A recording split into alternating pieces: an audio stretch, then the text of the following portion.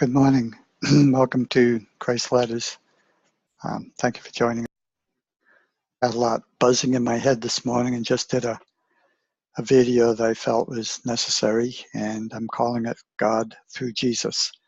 So you can look for that on my YouTube channel, which is chapel-in-the-sky.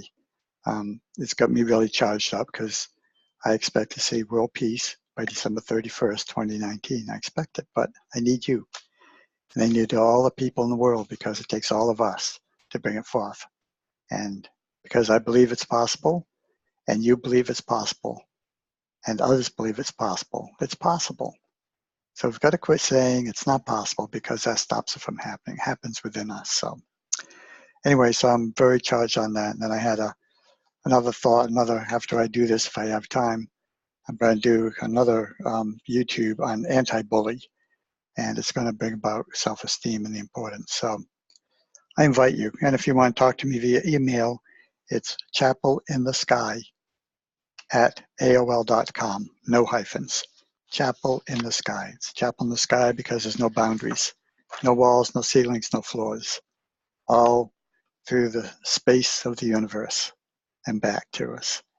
So, so I invite you, if you'd like to read along, which I encourage. I learn very well when I hear as I'm reading. I get it very deep. So I will go through the collections that I have access to on my computer that I can find the location, and I have 6 of them. And there may be another one coming, I don't know. So if you're reading from Christ Returns, Reveal Startling Truth, it's page 326, paragraph 2. Oh, and we're beginning with, however, on reading these letters, you can begin to effect your own healing. Is that powerful? So, and we began this on the 8th of January. So it's taken us a whole month to get through these last, I think it's 6 pages. Okay, so there's a lot in it. I'm very charged. I apologize, but the good news is you can stop this anytime and come back to it. You don't have to do it all at one sitting. So, and anytime that something comes up, because there's so much discussion, anytime something comes up in the reading or what you hear, stop this and contemplate on it. That's what Christ wants us to do. Don't take anything from me or anything else, from any interpretation outside yourself. If you have a question, if you want to ponder something, stop the recording. You know, it's such a powerful tool because that's grace. Christ is saying, this is how we get it. This is how I speak to you directly, is through your meditations. So he gives us an idea to contemplate. We take that idea in. It may be confusing. There's a lot of confusing things, not a lot. There are some things in the beginning especially confusing. Or, what did that really say? Or how do I apply that to my life right now? I don't agree with that. Contemplate it. You don't have to agree with anything. Christ tells us that. The letters take care of themselves. And I apologize because you're probably, if you're into letter 7, you've probably been with us for a long time. So anyway. So Christ Returns, Reveal Startling Truth, 326, paragraph 2. Again, you're looking for the paragraph. However, on reading these letters, you can begin to effect your own healing. In Christ Returns Speaks His Truth, which is in the book form, and now there's a new book form. You can ask me for copies of that. You don't have to pay the $138 or whatever they are on Amazon right now. We can get them with you for a very reasonable price. I would say probably around $15, $20, something like that. That includes all the shipping and everything. So if you're reading from the book form, it's page 364, paragraph 3. And this new book has everything in it, all the articles, the 2 transmissions Christ had after completing the letters. So if you're interested in that, just let me know. We can get it to you for under $25. And it's really a workbook. It's a really, really good resource. So if you're reading from the ebook from online, from which this book has come, if you're fortunate to have that, because you can click on table of contents, it takes you directly to whatever you want to see. So And through Adobe search, you can hold down, if you're on a PC, I don't know Apple anymore. I used to know it when it was Macintosh way back. But you hold down the Control and Shift keys and then hit the F, and then you get kind of a concordance of that word or that phrase throughout the document. So that's how I do it. I put in a small phrase, and then I do a search on all the collections I have to get to the book. So if you're reading from the ebook, which I highly recommend, it's page 280, and it's the second paragraph from the bottom. If you're reading from Christ's letter 5, in the original text, Christ numbered the letters differently. Okay, since they went into a book form, they, I guess, felt it didn't look, it was more difficult to talk about 3 and 3A rather than letter 3 and letter 4. Okay, so the original manuscript is letter 5, and it's page 17 at the bottom of the page. Reading from Christ's letters 7, the first draft before or after the manuscript, which has been modified since it was printed, it's page 13, paragraph 7. An important paragraph has been left out of all the transmissions, all the recordings, all the documents since the original scripts. So when I get these books, I always put that in there because Christ's greatest desire is for these letters to be published swiftly and freely, and they're available online for free. So that's one of the ways we maintain Christ wanted to get these out. That's why I'm doing this, is I feel that compulsion of let's move the world away from what it is to the way that it could be. Let it exist through intelligent use of our minds and our choices and so on. Sorry about that. Okay, and if you're reading from Christ's letter 7, the second draft, which I do attach to my emails, again, chapelinthesky@AOL.com, that's page 232, and it's the third paragraph from the bottom. So I'm going to take a drink of water, calm myself down. I'm excited to be with you. Did I say that? I'm very excited to be with you. Thank you for the opportunity for us to be in the presence of the Christ. So if you're not driving, I just ask you to close your eyes. It's in closing my eyes that I distance myself, I withdraw myself from my environment. I'm easily distracted by squirrels or sounds or the movement of my cat or any noises. And with my eyes closed, I can just allow them to be there. I don't have to investigate them because my commitment, my focus is closed eyes, stillness and silence, and oneness.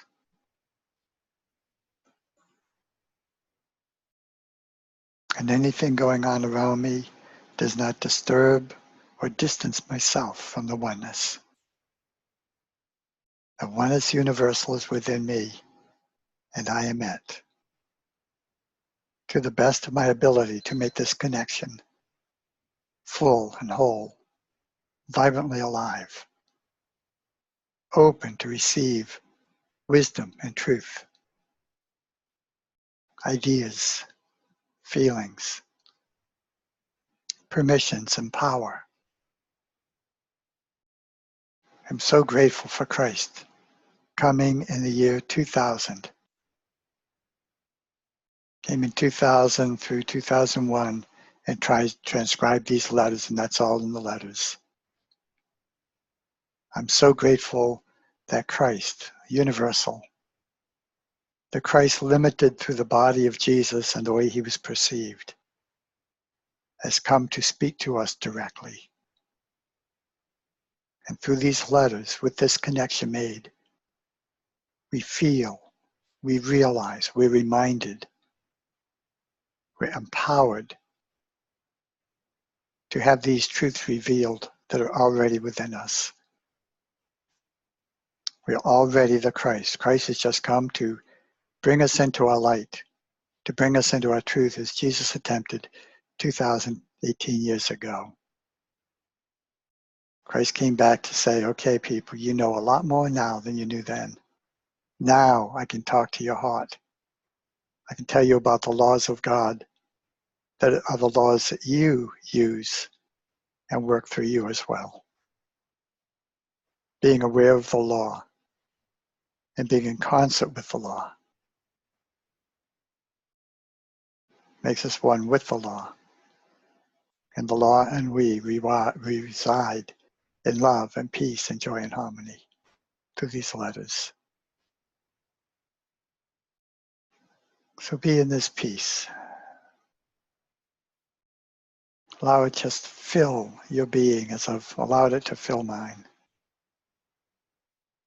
I feel it just radiating, vibrating through my skin and through my clothes. And if I saw it as light, it would be whatever color I want to give it. I don't see it as light, but it's a way that I at least visualize and imagine it as light, as vibrational energy. That's how I see it.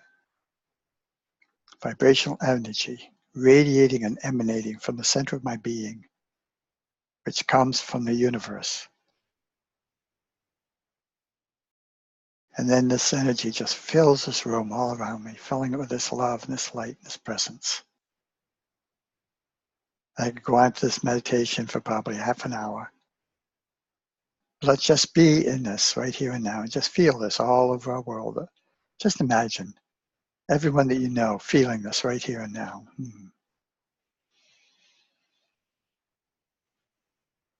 For in our Tuesday night group, this is what we feel. This is what we connect with.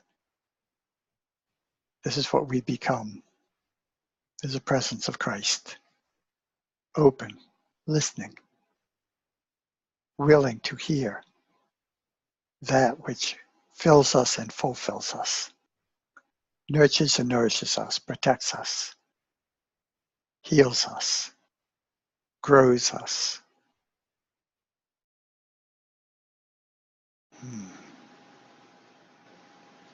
Lives us, breathes us, and it is that from which everything comes.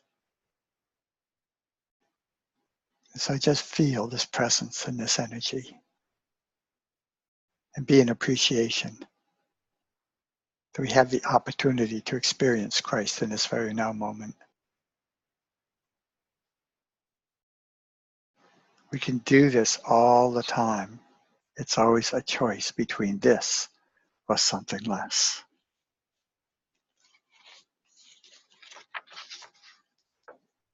And so I'm going to end with that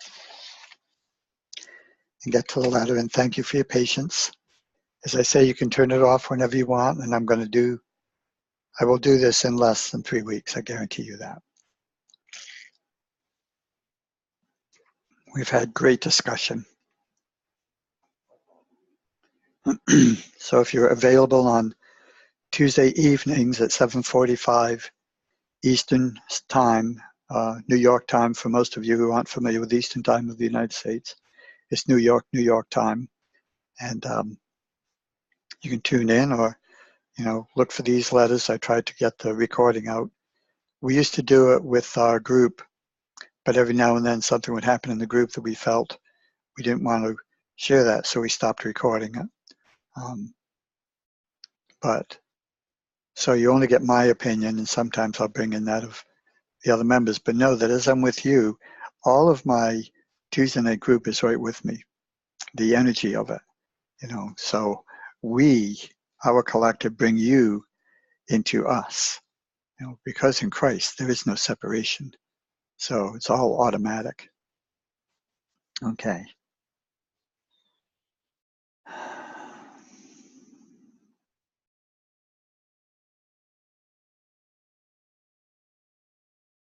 So I listen and speak with open ears and open mouth,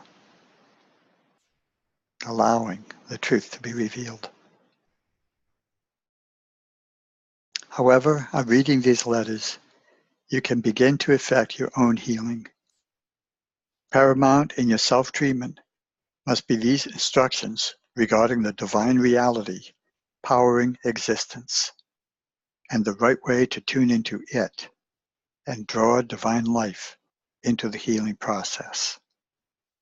Now, I would go on a discussion with this, but I'm going to instead ask you to pause and hear what this says to you and reread it. Please do that, okay? Or not. Your choice. This is why I know the letters so intimately, because I've spent, since 2006, I've read them publicly at least 12 times. It's been 12 years. So I know them very intimately, and I've done much, much, much in between reading and referencing to them. So anyway, I invite you to, stop and listen and feel it within yourself if you're not by now. When you begin to draw on the life of the divine reality by means of your own spiritual search, asking questions, meditating, reading and praying, you begin to open your psyche up from the enclosed ego consciousness, earthly dreaming. You draw into your mind and emotions the nature of divine reality itself. All that passes through your mind and emotions is passed into the electromagnetic fields surrounding you. So I'm pulling this in, and it's coming from my consciousness into form, into action. But it begins as an idea. These contribute to your strength. As your electromagnetic fields are energized by the power you draw from divine reality, so is the power passed back into your physical body, and each organ becomes ever more healthy, and any dysfunctions are gradually cleared up. Our own healing. It is vital for you to remember these physical electromagnetic field processes, because the knowledge will both inspire and encourage your daily meditation and attunement with the divine reality. Again, I would ask you to pause and just read these two paragraphs. We spent so much time because this is the power of the letters. As I heal myself, I come into the truth of who I am. As I come into the truth of who I am through Father, Mother, God, Spirit, life, divine life, whatever we want to call it. Christ refers to it by many different names, and they all mean the same thing. They're just different names, so we get the a bigger picture of than a God in any kind of form. Okay. So I encourage you to read those two paragraphs. Spend some time thinking about them, and read them again. There's a lot in those, and this is where it begins. If I can get these two paragraphs, wow, the healing really begins. Now I know the Father and I are one. And I know that the Father presence is that miracle that Jesus showed me it is. That intelligence, that wisdom, that everything that can create good is within us. Everything. I don't have to think about it ahead of time. It tells my intellect, and my intellect then analyzes and brings it into action, into manifestation. Okay, so those two paragraphs, very important.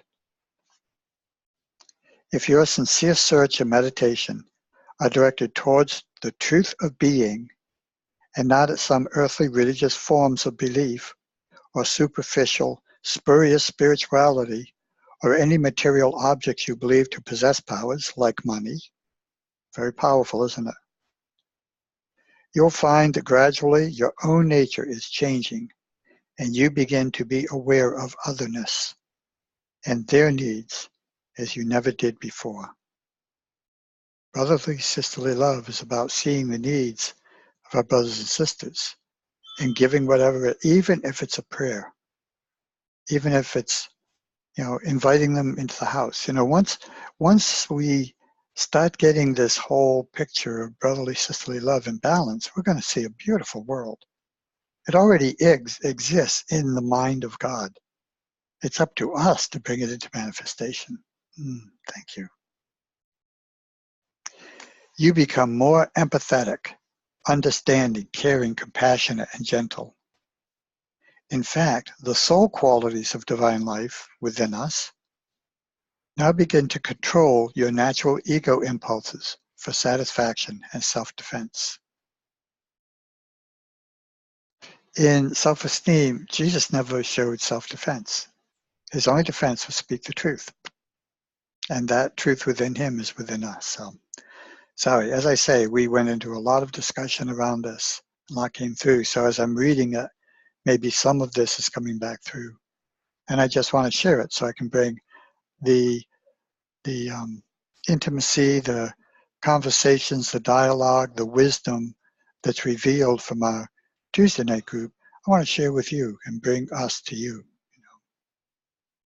As I want to bring you back to our group. So email me, and I'll share it with our group. I want to warn you. Okay, so here we're going all into our new stage of being now, a new awareness of who and what we can be and how to achieve it and the results of it. But Christ says, I want to warn you that you will have now entered a new and difficult time, an era of conflict between the ego drive, which has habitually insisted on fulfilling its wants, perhaps at the expense of other people.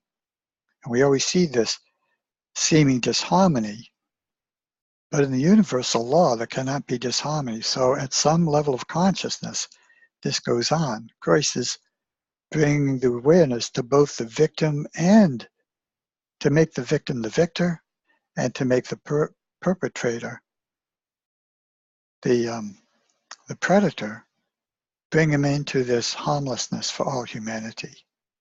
Okay, and Christ does this very gently, very easily. Okay, so I'm going to repeat it and then continue on. I apologize, and I'll stop apologizing because I've turned myself over, and I'm just feeling this presence is speaking through me. This is not Dwight. These come through Dwight's filters, but they're direct from Christ. Okay. I want to warn you that you will have now entered a new and difficult time, an era of conflict between the ego drive, which has habitually insisted on fulfilling its wants, perhaps at the expense of other people.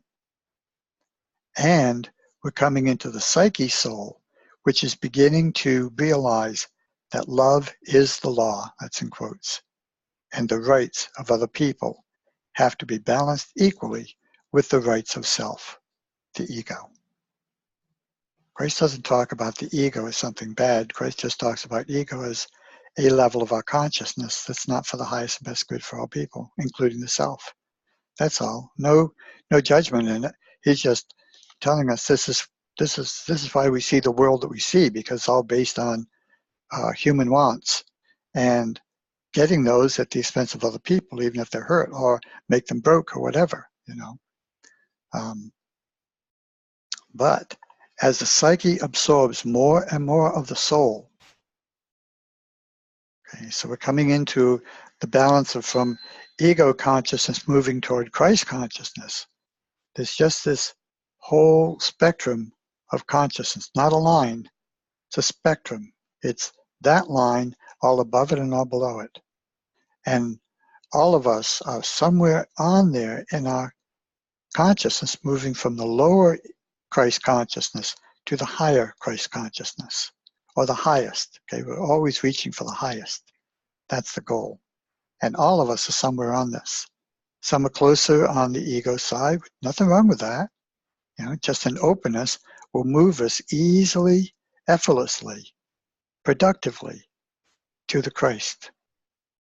And everything we need to be provided for during this time is automatically provided. Okay. Wow, this is really the basics of Christ's letters and what they're about and how this is all taking place. And this is the end of letter 7. Christ always takes us. I love the beginnings and endings of his letters even more because they're almost like a powerful, powerful reminder. Everything else is there to teach us and everything, but the beginning and end is like we're already there, So, and I interrupted myself again, but I won't go to the beginning this time. Okay, I'm going to begin where it says, and the psyche soul, which is beginning to realize that love is the law, and the rights of other people have to be balanced equally with the rights of self, the ego. As the psyche absorbs, think of a sponge absorbing. We absorb our energy field. We, at the base of this energy field, have opened ourselves to receive more and more of this magnetic energy, changing our magnetic energy, our electromagnetic energy. Okay. As the psyche absorbs more and more of the soul, divine reality, into its consciousness, the old ego drive begins to release at its grasp, and the inner daily conflict becomes even more intense. Excuse me. I'm going to clear my throat. Apologize.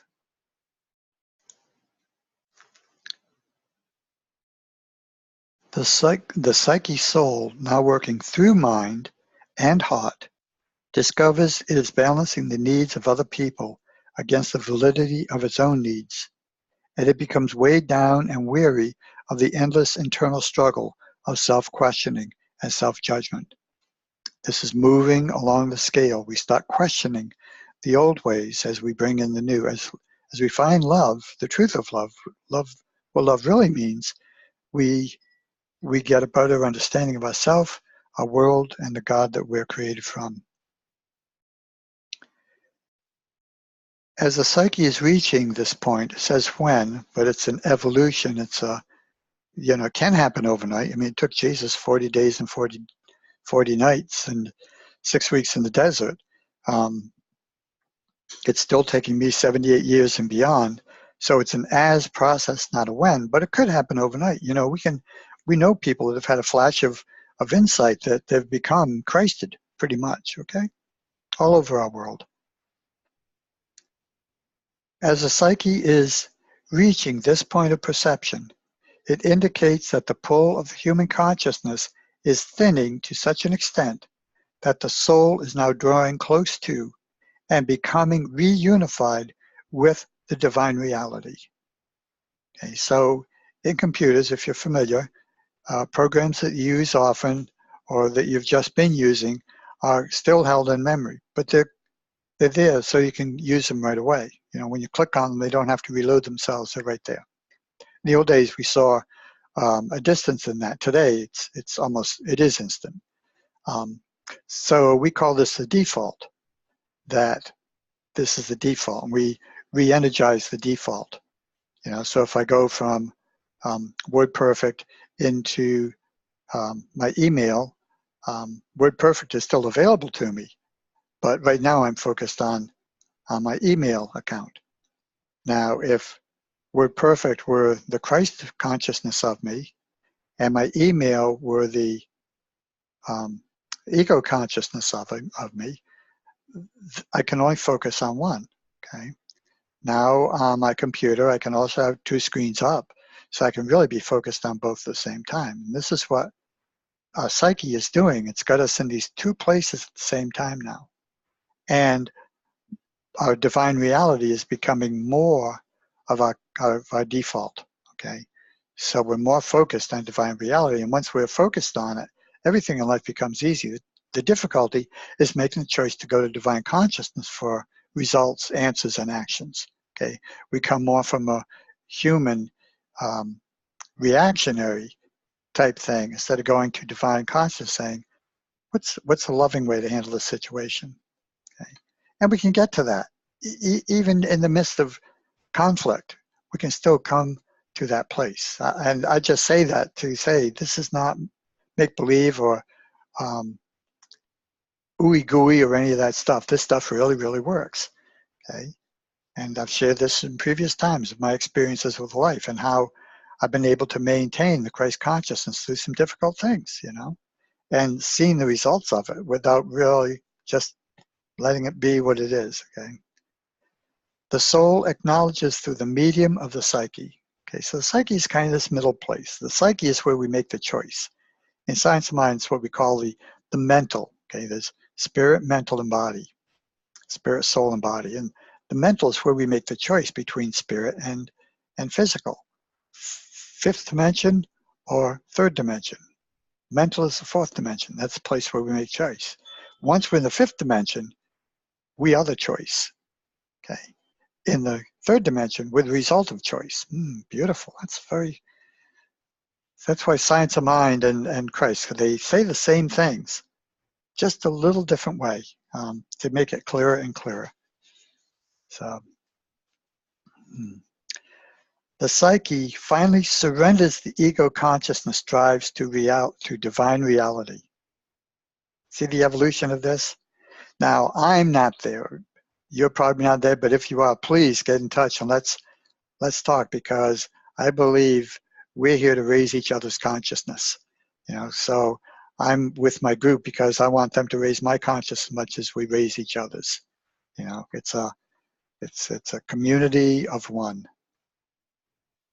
So the psyche, okay, this place is making the choice between spirit and physical, higher or lower consciousness. The psyche finally surrenders the ego consciousness. Think of that. If we get to that place where there's no longer, and in the infinity of possibilities, no longer the possibility for starvation or war or any of that. If that possibility totally is eliminated from our thought atmosphere, okay, from our mindset, the psyche finally surrenders the ego consciousness drives to divine reality. In other words, there's no longer a pull, there's no longer a conflict. There's only love expressing itself. And begs, the psyche finally surrenders the ego consciousness and begs that it may be enabled to yield the ego to go through the death of the selfhood. Now, death not in the way of killing the body in any way. It's just killing those, making extinct, yeah, that's it, making extinct those thoughts that are in conflict with love. Anything that's outside of love, which cannot be, but anything that's perceived out of love. When I hurt my brother, I'm not in a loving place. It can come from love, but what I'm thinking, the experience I'm thinking of is not coming from love. If it's reaction to punch or hit or put down or any of that bullying or any of that stuff, that's not love, okay? So that will never exist. Once we get to this higher state, Jesus was, to me, Jesus was in that higher state. Did he leave it periodically? I believe so, but not the depth that we're living at. He would have a dip, but he would realize, I got to go get back to my Father. I've got to turn away from all this distraction because it is starting to, wear me down or change my consciousness. So I got to go get my batteries recharged so I can come back in that perfect love that I am all the time. So the death of the selfhood is not something bad. We still maintain our selfhood. It's just the Christ selfhood instead of the lower selfhood. This happens when people are truly reaching the apex of their spiritual life, and they usually need a spiritual master to guide them through it. And that's what you are for me, that's what I am for you, and that's what my group is for me, and that's what I am to the group. We are all, as Ram Dass says, we are all, what's the word? We are all gurus one to another, okay? And that's really what we are. If we are one, we don't look at our differences. We recognize our differences, but we say our wholeness, the truth of our being, the who we could be if we knew who we're supposed to be. This death of the selfhood should never be undertaken as a means of achieving greater spiritual insight. For some, I know there are examples on both sides, there are some who become very spiritualized and very Christed, and they don't know how to handle it. And so, unfortunately, they take away the truth that they brought forth.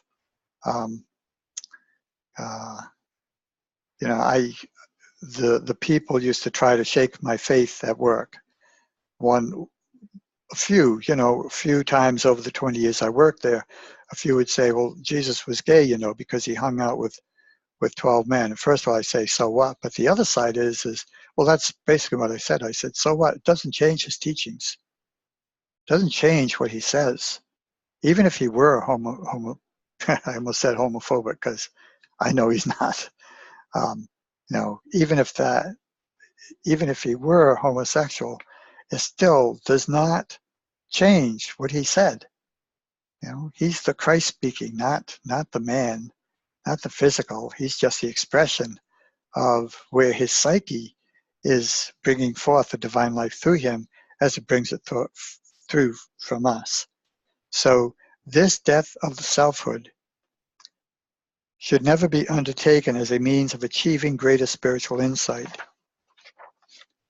It is a dangerous and will not succeed in achieving greater spiritual or earthly life. It will be greatly destructive to the psyche and ego before due time. It's like a misuse of itself. It's saying I'm greater and others are lesser. And when and if we get into that, we know we've stepped out of the divine into the lower.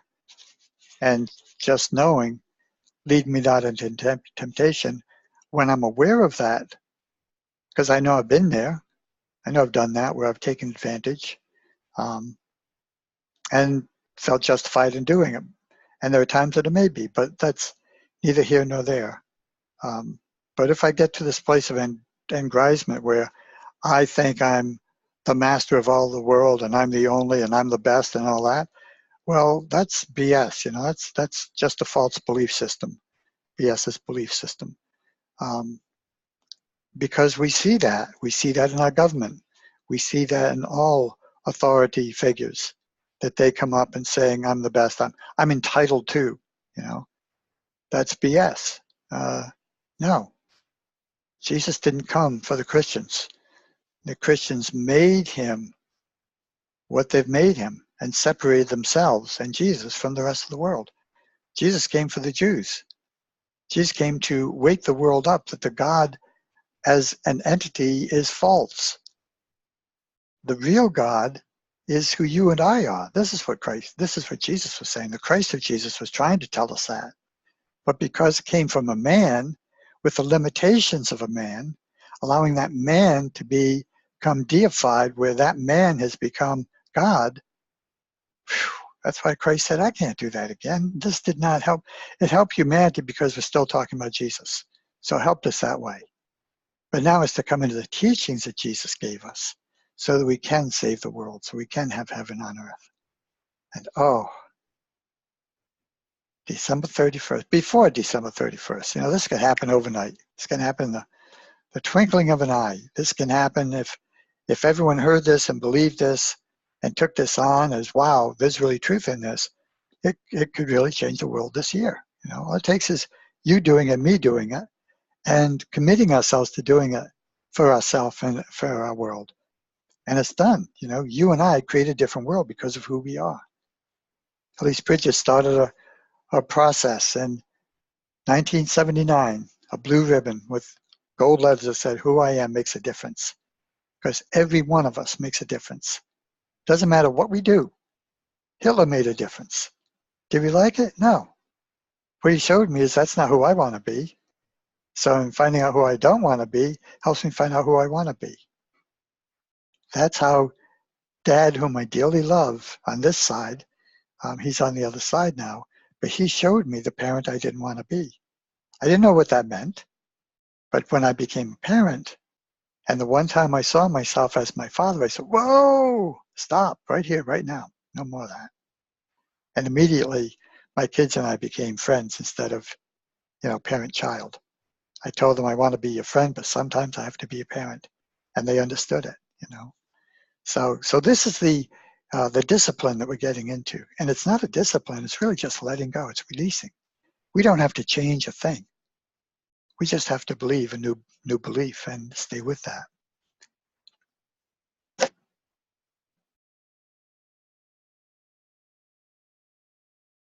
Okay, so I took us way away from the next paragraph, so I'm not going to read that on your own. No one should entertain such a thought. Okay, this is where we separate ourselves, we put ourselves above others. And this is the humbling part. This is the part where true humility for me is gratitude. It's that humility that keeps us centered in this divine, because I am so supported. Thelma and I are just so supported. We are so loving. We are so loved.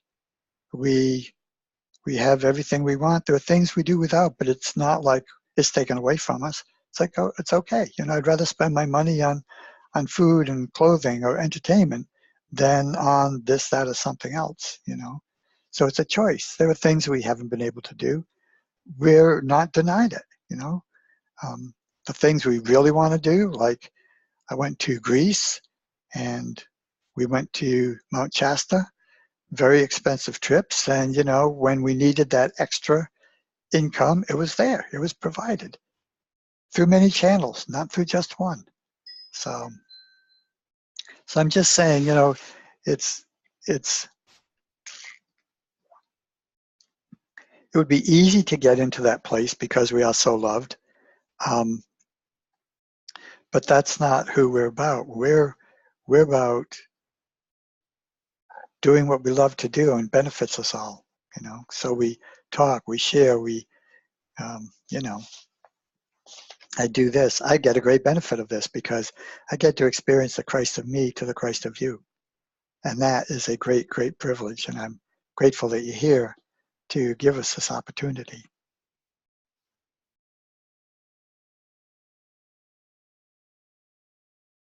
Okay, so putting myself, and that's what keeps me humble. That's what keeps me down, because it's like,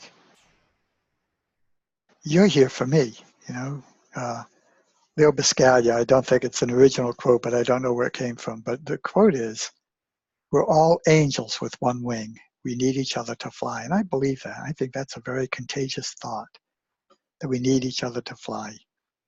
And some it's a predator and prey, that they're flying, but they do it.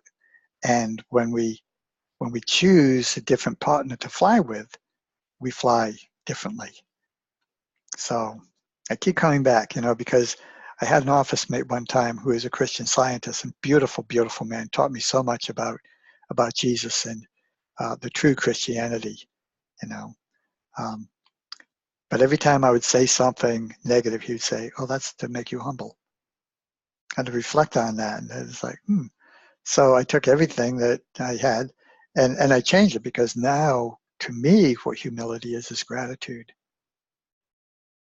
It's that life of me that lives me. It's the lights I get. It's all the seeming miracles, these flashes of support I see all around me. I see things happening before I even am aware that I want them or need them. So, and these things keep me very humbled, because it's as Jesus said, of myself I do nothing. I don't create these things, because I have allowed myself to be the truth of me, the God of me, that the God of me gives me everything that I desire, easy and effortless. Taking 78 years plus years, because I still have my times, I'm still having my human things, but that's why we're together, so we can diminish these, so we can make them smaller, so we can negate them, so we can make them extinct, okay? So coming back to this paragraph, that's why humility, and that's why I want to say humility is so important, because this keeps us from that feeling of entitlement. The only thing I'm entitled to is to be myself. That's it. And it's not to take anything away from anyone. It's not to hurt anyone. It's just to be happy being me. And I think I probably show that pretty well. So anyway, no one should taking this back to,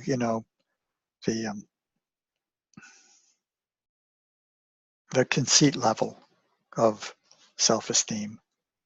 No one should entertain such a thought in order to be more advanced in spiritual perception and truth. Such an act of willpower, because that's what it is, because we're working against the true will of us, which is to be loved. Such an act of willpower will be self-defeating, since it is born entirely of the ego drive to be more important spiritually. Okay, so staying humble, staying in the place of gratitude for everything, even the things that are so-called not good, they benefit us, because we go to divine life again, and divine life takes us through it. and shows us we're supported. We have an intelligence that knows how to handle it.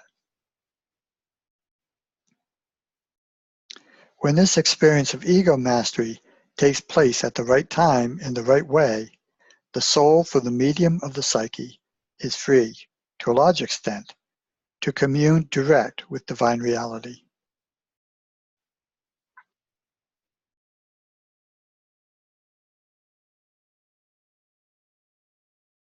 I was confused there because he's saying ego mastery here, and it seems to conflict.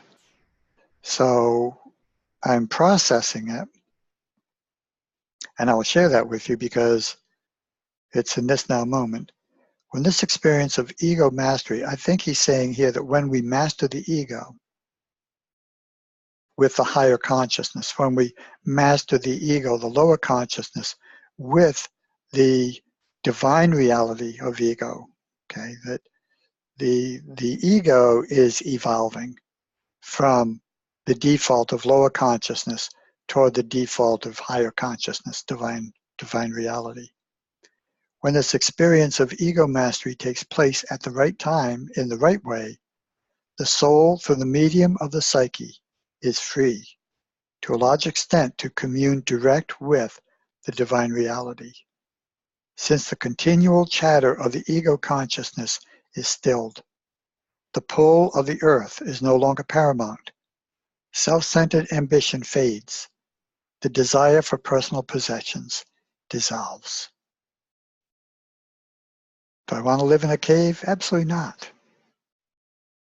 Do I want all the joys of having transportation and the freedom to go place to place by an airplane and all that? No, we don't have to give any of that up.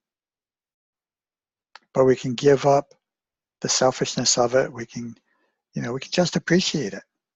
Just appreciate all we have and all that we're still becoming, seeing the technology just increasing. But a lot of our psyche has been put into all the electronics and all the growth. Now it's time for the psyche to say, let's just stay here for a while and enjoy what we have, okay? Peace reigns in the mind. The soul, now speaking clearly through the psyche, longs to uplift, nourish, contribute to the growth of other souls, educate, uplift, and nurture with understanding and tenderness, without any desire to recompense or self-aggrandizement. And this is my attitude. And I'm grateful. Because I have this peace. I have this love. I am it. As the soul is drawn into ever closer contact and attunement with divine reality, its only earthly goal is to treat the neighbor or other people with the same kind of concern and consideration it or I need for myself, itself, to flourish and be content. Goodness comes from being content with what we have.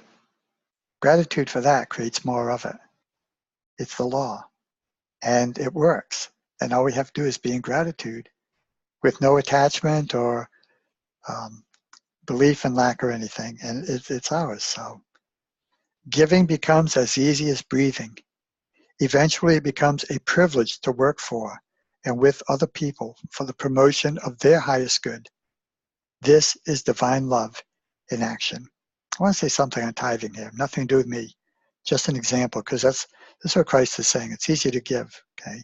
So we were gifted recently with $130.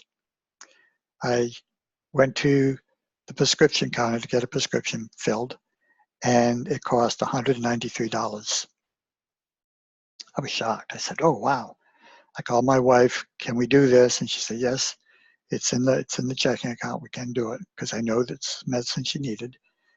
So, but they asked me first if I had a smartphone. I said, yes, but I don't know how to use it. Smarter than I am.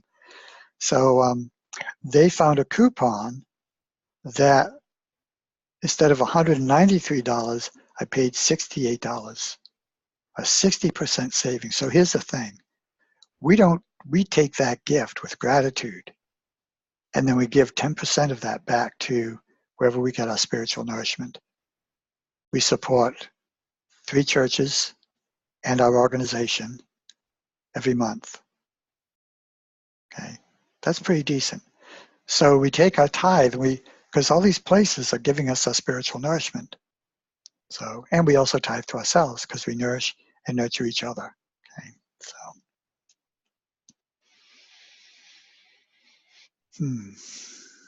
Okay, so hear this.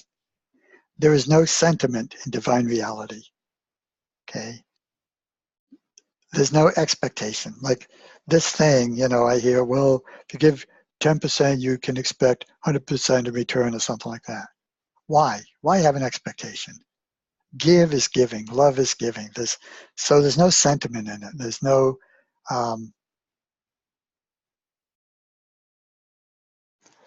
there is for me a sense of feeling a good pride, that that life is working for me and I'm working for life and I am life and life is me and all that. And I get a great deal of satisfaction from that because I know the choices I've made, conscious choices I've made, have brought me to this. So that's what I'm thankful for, is my choices. But once I'm here, there are times that I've been, quote, disappointed, but I get over it quickly because why stay there? There's no disappointment in love. There's no fear in love. There's no resentment or hatred or anything in love. And these are things that I'm listening to as I'm speaking them, because I know I need to apply these to me on a daily basis. So, okay. However, there's no sentiment in divine reality.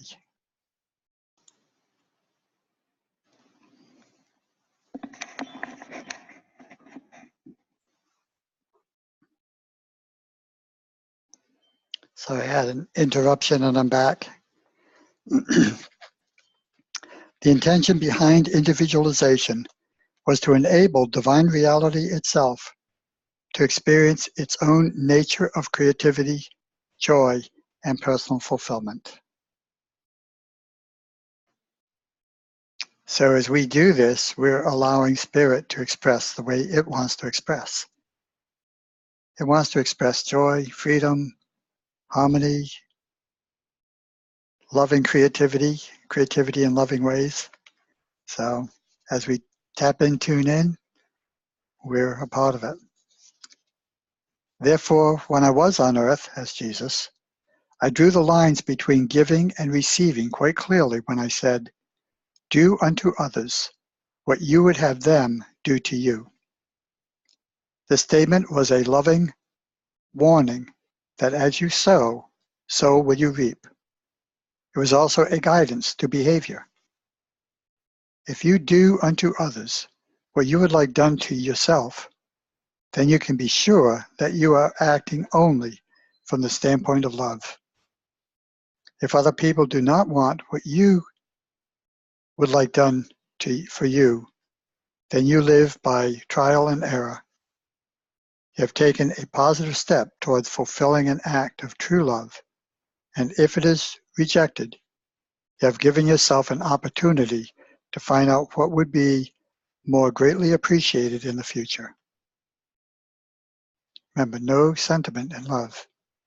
If I'm disappointed, it's for me to accept the disappointment, get over it, knowing that everything's possible. Whatever that disappointment is, there's another way of looking at it or being it or dealing with it or creating it. If not in that situation, perhaps another. In this way do you grow in the act of love. I also said, you'll love your neighbor as you love yourself. This meant that you should have equal concern for your neighbor's comfort as you have for your own. Simple. It also means that whatever you wish on to other people, you would be happy to have wished on yourself in like manner. And this is what we do through prayer and through seeing, looking for the truth in people and not letting opinions or perceptions get in the way of love. It means that you must think the thoughts about others which you would be happy for them to think about you. It means that your entire consciousness should be directed at caring, concern for others, no matter what they may be doing hurtful against yourself. All human beings are living in a jungle of human desires, goals, frailties, disappointments, anger, and frustration. Out of this war-torn consciousness come many weak and ill-judged responses and actions. While we're in that conflict between lower and higher consciousness, or lower consciousness, because even there's a higher and lower, To find the kingdom of heaven,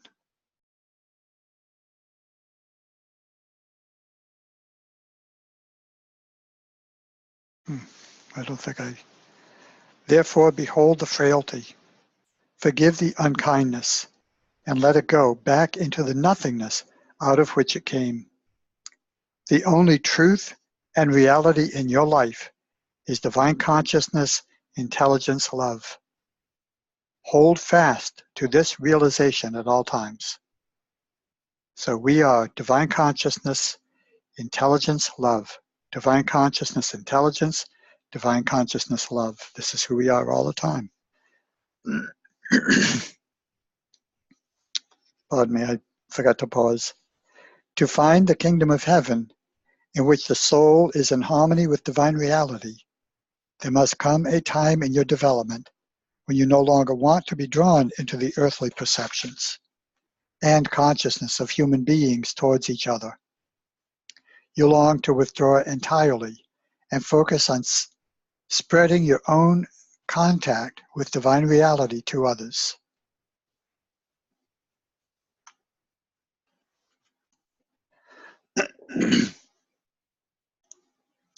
Sorry, my finger shakes, so it paused and unpaused immediately. Apologize for that.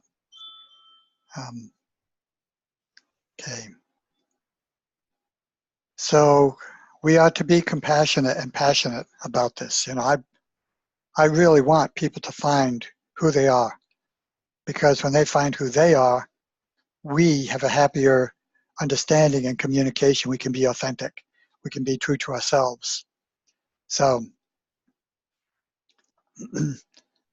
we get excited about that. It's when I accepted Jesus as my personal savior back in 1957 at the age of 17.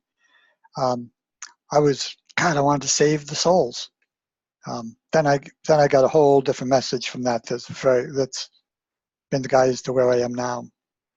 So Christ has another warning before us. So as we're so excited and radiant and wanting to get this out, Christ says, beware that you do not force your spiritual way on others, irrespective of whether or not they are on the spiritual path themselves. So I may not do it oftenly enough, but I'm not here to tell you what to believe. I'm just telling you my opinions, my interpretations, what works for me. And it's for you to find what works for you. And when I was teaching Sunday school to 11th and 12th graders, co-ed, I had a ball with these beautiful minds. And one of them one day in class asked me if I drank. And I said, yes, I have a beer every now and then. And they asked me if that wasn't a bad thing for me to be doing or to be sharing with them. And I said, no. I said, God and I have come to our own understanding of this. It's for you to come to your understanding. It's not about me giving you permission or taking permission away. You've got to deal with your own choices, in life. So, okay. At the same time, you must preserve your own serenity by not allowing others to take advantage of your good nature. You must clearly draw your lines of right and wrong. Prevent the selfishness of others encroaching on your privacy, which is likely to destroy your peace of mind. Thumb and I, in our counseling, we do everything on what we call a love offering donation. People pay what they can or what they feel it's worth or whatever. This way we allow Spirit to just support us. And as long as someone is working with their program and working with their evolution and their trials and tribulations, man, we'll work with them forever.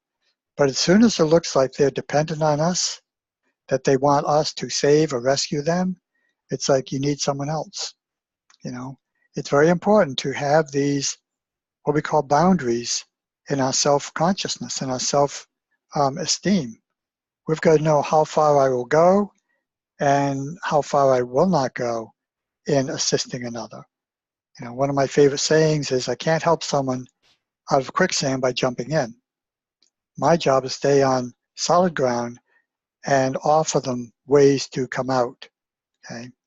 So it's the same way here. I really cannot save anyone. The healing comes from within themselves. The desire comes from within themselves. I'm just an opportunity for them. But it's not to take advantage of them or for them to take advantage of me, like to keep them coming back for more money. We don't do that. Most of our sessions are one time only. You know, like within an hour and a half, we have brought the person to understand where the cause is of their so-called dysfunctionality, and then we investigate how changing that will change the result of it. So this paragraph is about making definitions. What am I responsible for and what am I not responsible for? I'm not responsible for hurting in others. You know, I can be a catalyst for it. I accept that, but I cannot be the cause of it. That's something from within them that's caused the hurt, and it's for within them to find the overcoming that. Go to Divine Father. Go to that love that knows how to incorporate, how to integrate this into my life. So instead of it being hurtful, I've got a new understanding, a new realization. To ensure this, again, setting dimension lines, to ensure this, there is no need for your ego consciousness to assume dominance again. Wow, okay? You can guard your privacy peacefully.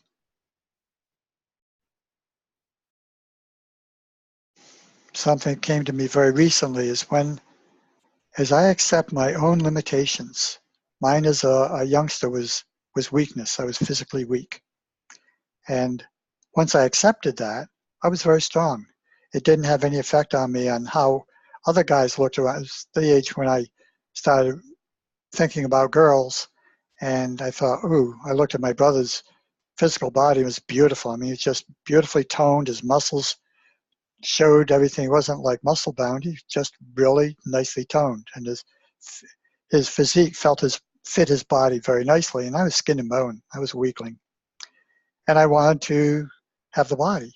So in my mind, I realized, I can outrun most of the kids. I can outswim, and I can do all these things. So why am I feeling weak when my body really supports me in ways I want to be supported? So I gave it up. I gave up that feeling of less than worthy by just allowing me to be me. And so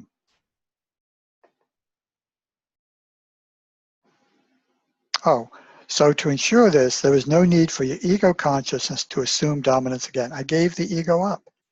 I gave that feeling of less than or whatever, okay? I gave that up, and boom, this moves me into more divine life, because divine life is that accepting and love without any judgment or separations, okay? You can guard your privacy peacefully. In accepting my limitations, the bullies had no control over me. I had a guy come to me one day he had like 4 or 5 guys with him. I'm going to beat the blank, blank, blank, blank out of you, Dwight Smith. And I looked at him from a place of, I know I'm a weakling. I know he could beat the out of me. And I said to him and his friends, I said, why don't you go and find someone? We all know you can beat me to a pulp. We know that. So why don't you go and do it with someone that is like an equal challenge to you? He diminished. He walked away. When we allow ourselves to be attuned, allow that divinity, that love to come through us, it has all the wisdom we need in the moment. I don't have to fret. I didn't know that then. I thought I was doing it, but I know now that, it's because at an early age, I had this connection with Source. So you can guard your privacy peacefully. We could do this among our countries. You know, we don't have to have borders and walls and all that. We can have communication between the leaders and negotiate, you know, what we're going to do. Um, you know, one of the things I heard long ago, that instead of um, exchanging money for goods or something with some nation, what America did, or at least this portion, was we went goods for goods. We felt that their goods were this value to our goods, so we had a fair exchange. Isn't that beautiful? That's what bartering is about. Don't you think the world could live this way? You know, no, we're going to need some things. I can't build an airplane. I can't do brain surgery, but someone can. And you know, that's a whole other thing. But I'm saying that this infinite mind, think of what that is. Just think of the mind of myself and the mind of you and me right now are connected through this Christ mind. But then think that we are two minds within this totality of human mind. And this human mind is in the totality of mammal mind. And the mammal mind is in the totality of animal mind, within the mind of the earth. We, these 1, 2 teeny tiny itsy bitsy pieces of space and time, affect all of this, because all of it is all of it. We just identify ourselves, which Christ says this is what the ego is. It identifies itself.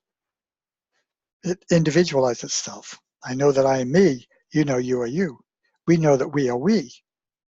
Right now we don't know. I don't know what that we looks like, but I know in consciousness we are one, because we've already established that.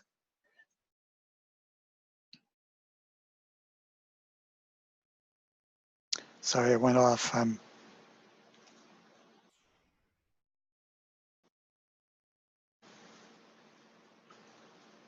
Okay.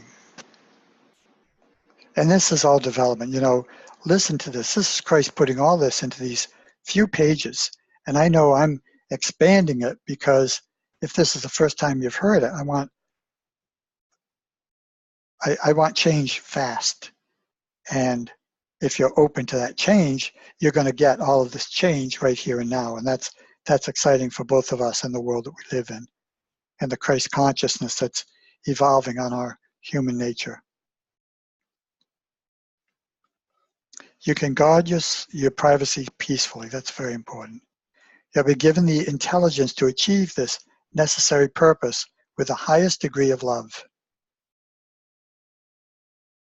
Love is all uppercase and bolded if you're listening.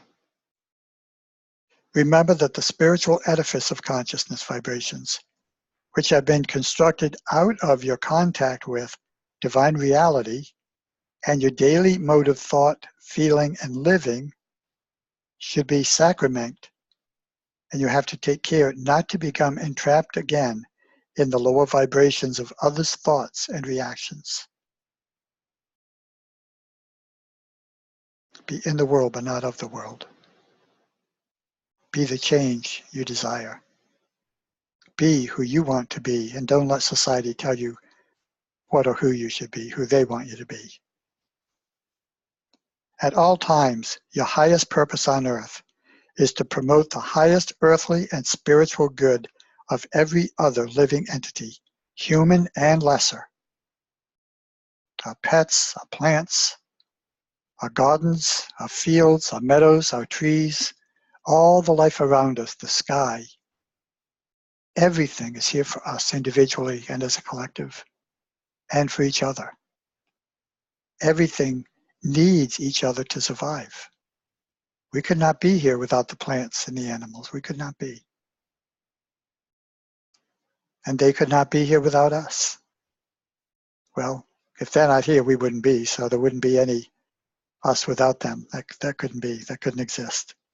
And that's something that I put my attention on every now and then, you know, as I see humanity increase so dramatically. I mean, it wasn't that long ago when it was 6 billion. I think it was probably in, I don't know, less than a decade ago, it seems.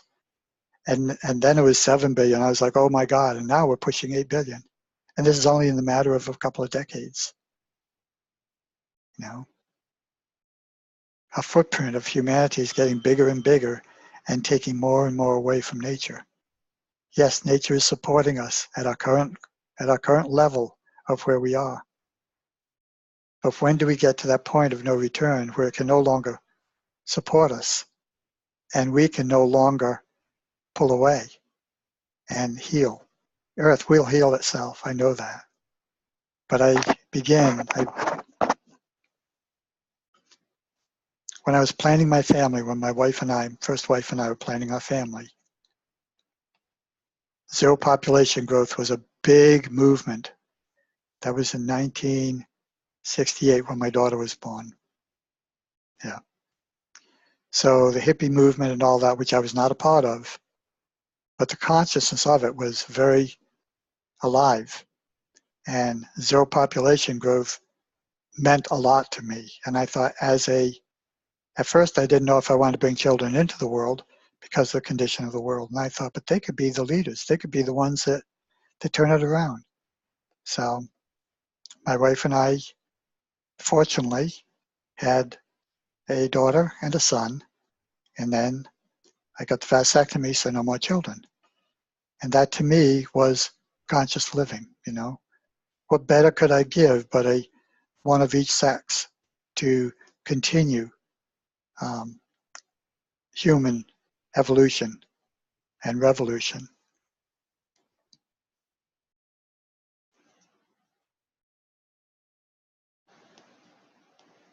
At all times, your highest purpose on earth is to promote the highest earthly and spiritual good of every other living entity, human and lesser, and greater.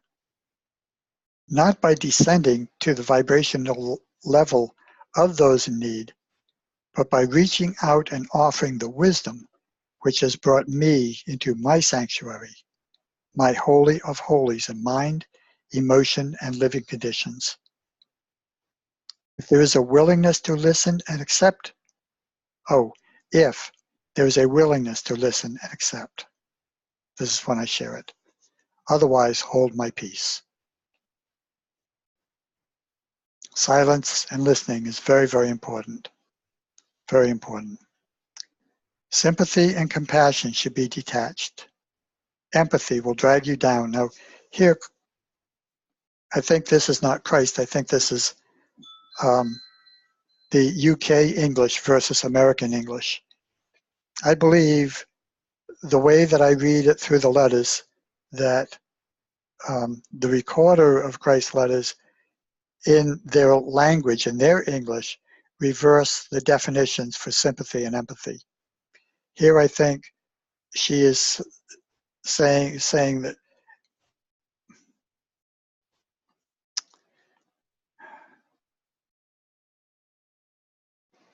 here she says, I'll say it the way she says it, then I'll read it the way I think it should be. Sympathy and compassion should be detached. Empathy will drag you down and embroil your spiritual consciousness vibrations in the human vibrational level. And I think it's the other way around. I hear sympathy is on equal energy. Okay. Sympathizing is becoming one with. Okay. Empathizing is what I call standing on solid ground while I'm assisting another out of the quicksand. So I'll read it as empathy and compassion should be detached. Okay. In a sense, we're letting the person make the choice that they want to make. I'm just there to hold the energy for them to make that choice. Sympathy, as I use it, will drag you down and embroil your spiritual consciousness vibrations in the human vibrational level. This will possibly create conflicts where you had sincerely only intended to uplift and heal. Avoid this, since it will deplete your energies and defeat your spiritual purposes. In Science of Mind, and I think Christ would say the same thing, we don't pray for someone unless they ask. Our job is not to look for what is to be fixed. Our job is to see the perfection of everyone. Everyone is a result of their thoughts, and that's perfect. So whatever that is, ours is to see that they are a perfect expression of what they want to be. And if they want to change that, if I hear something that I can, if I'm invited to share something that I think could be of value to them, I'll do that. Otherwise, I just let it be. Pure love is concerned only with upliftment and spiritual progress, healing, and achievement of the kingdom of heaven. Divine love is a warm, compassionate feeling, primarily charged with a longing to enable this loved one to grow, create, be nourished and nourish others, to be healed and to heal others, to educate and educate others, to protect and protect others, to fulfill his needs and for him to fulfill the needs of others, all within a clear system of law and order. Love as law.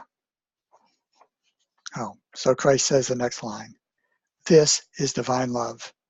This is divine law in action. When your highest purpose has become the divine purpose in action, the ego, the nucleus of your individuality, is now controlled by your soul. Not controlled the way we think it, but controlled in consciousness. It's now managed or orchestrated by your soul. The ego drive becomes your true defender and true protector of your personal comfort, but also with love now. Instead of separation, it's now with conscious oneness. The ego drive becomes your true defender and true protector of your personal comfort, but it now works entirely in harmony with the directives of your soul, which draws its nature from divine reality. I repeat, there is no sentiment in divine reality, no removing any boundaries ensuring law and order. Let me reread that. I repeat, there is no sentiment in divine reality, no removing any boundaries ensuring law and order to suit the demands of this egoist, no weak giving in and yielding to the obstinacy of others. At all times, it must be borne in mind that all people should respect one another. They must respect the rights of others to privacy, safety, peace of mind, and harmony. If differences arise, they can be dealt with mutual respect. The more spiritually evolved you are, the more will you respect the highest and the lowest of social stratas, accounting them to be equal, not in the sight of God, as human beings like to say, but within your own spiritualized perceptions of the fundamental equality of the souls within all beings. A moment to ponder.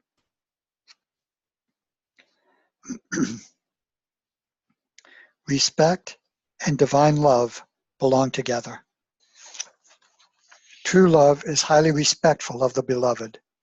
Where there is respect between two people, this frequently leads to the highest form of love. If you have found this letter difficult to accept, I'm just going to stop there a moment, because those who know Thelma and me know this love we have for each other. And it's just a love that everyone wants. It's very free. It's very free. We are individuals and we're a very beautiful collective. And I just say that because as each of us learns to love ourselves, we attract to us someone who loves themselves, and now love lives through the relationship. Beautiful, beautiful experience. Where there is respect between two people, this frequently leads to the highest form of love. If you have found this letter difficult to accept, remember that the human mind is limited in its understanding of dimensions beyond the earthly plane. Do not let the reasoning of your ego hold you back from your soul's journey. In my next letter, I will develop the theme of divine love and will enlarge on ego self-love, showing you exactly how the magnetic emotions are presently controlling your thoughts, feelings, and lives. I will outline the steps by which they can be overcome and eventually dissolved from your consciousness. My purpose, Christ's purpose is to lead us along the path of self-discovery and spiritual advancement, that we may enter immediately into light. not only when we pass on into the next dimension of existence, but also while we are here on earth right now. Don't you want that in your life? And don't you already have that? I know you see that at times in your life. Wouldn't you like to have that all the time? At the moment, you're living in a shadowy, burdened existence. And if this doesn't apply to you, it doesn't apply to you. Know that there is those in the world that this does apply to. At the moment, many are living in a shadowy, burdened existence instead of consciously living within and entering into the divine consciousness, allowing it to permeate and gladden our thinking and our life experiences. Know that my Christ consciousness is with you always, and you can have immediate access to me when you call. Let this be a comfort to you, but not a crutch. Know that my Christ consciousness is with you always, and you can have immediate access to me when you call. Let this be a comfort to you, but not a crutch. I am but your gateway to your own illumination and your own ascent into Christ consciousness yourself. That ends the letter that you're reading from, unless you're reading from the original manuscripts that have this additional paragraph in 6 of the 9 letters. So I add this to all the books that I hand out because this desire is still alive and well, and I'm not going to let it die. Thank you, Father. This letter ends. It is my, Christ's, dearest longing these letters should be swiftly publicized and distributed to people seeking truth. So therefore they're free. Website is www.christsway, CHRISTWAY.co.za. I think it's CA, yeah. If quoting from my letters, please state the source very clearly, Christ's letters from Christ's Way, and the website I just gave you. Thank you for this time. I know it did not take you 4 weeks. Let's see. Yeah, 4 weeks to get through this material, but it may have taken you more time than it's been recorded. I really thank you for being with me this day. This has been an incredible experience for me. I truly felt Christ's presence through these words, through these understandings, and through the edifications, the additions, the comments, the communication between the paragraphs and between the words. It's all Christ-centered, and the Christ of us has received it. So I thank you again.